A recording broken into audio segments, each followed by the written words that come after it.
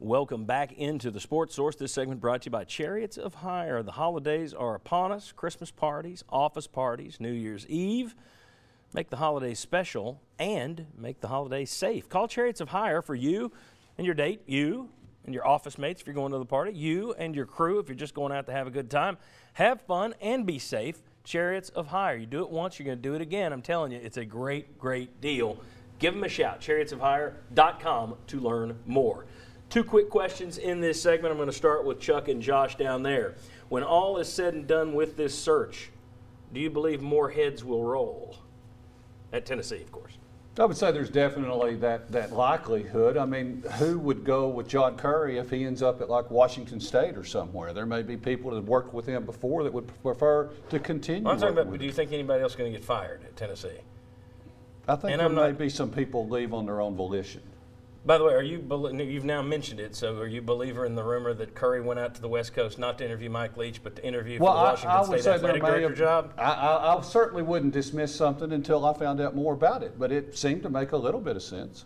I'll dismiss it. Okay. And we'll let you come back and say, yeah, when he goes to Washington State. Well, I mean, he may not end up going there, but I think he went there when he wasn't supposed to, or he was told not to. We don't know. We don't. Yeah. I think that's what UT's going to say. Yeah. We'll see. Chancellor Davenport took a whole lot of hit.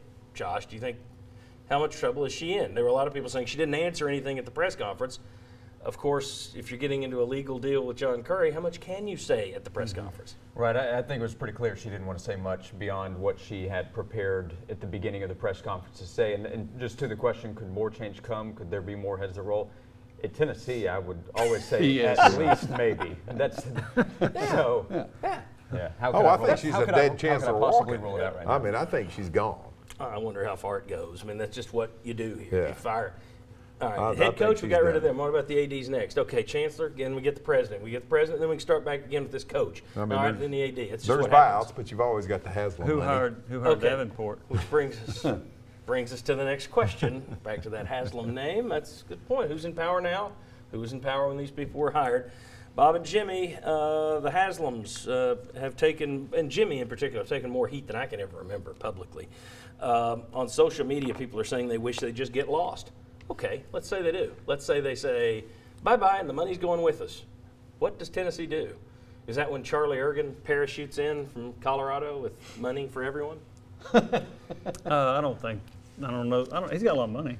And if he parachute misses, then he can drop some by my house. I think with the Haslams, they've done a lot of really good things for UT and for this community. They have not done a really good job of the track record as far as hiring chancellors and presidents and coaches, so that's not been very good. If they pull their money, are they going to be enough to supplement that? Maybe. I don't know. I question that. Obviously, having the SEC network money, the financial situation that you have that can supplement Tennessee without donations, that helps you. But you start talking about, what, $360 million for the Neyland Stadium? That's going to be tough. Quickly. Would they be able to replace the Haslam money in full? Over time, yes, but I think in the next 4 or 5 years it would be a big setback.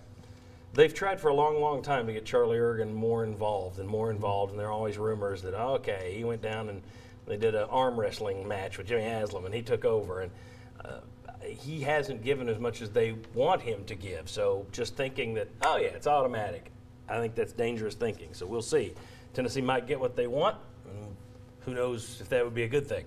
All right, speaking of money, this could be an extremely pricey winter for Tennessee, maybe the priciest ever. Come on back, we'll explain.